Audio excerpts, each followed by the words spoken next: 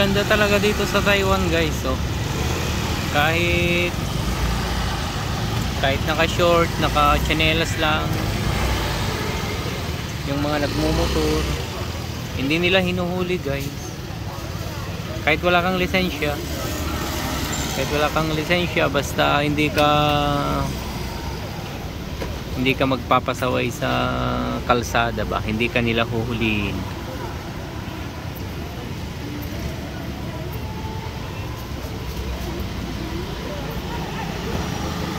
Ayan, mga matatanda nagda-drive pa.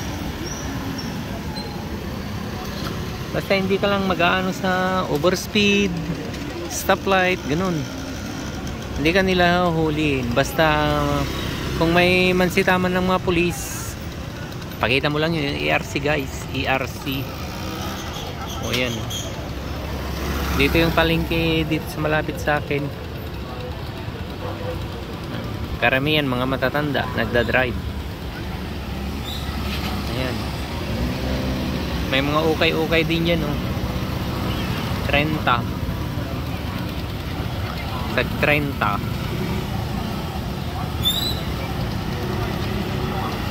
Ako wala akong lisensya dito guys sa Taiwan, pero di naman ninuhuli.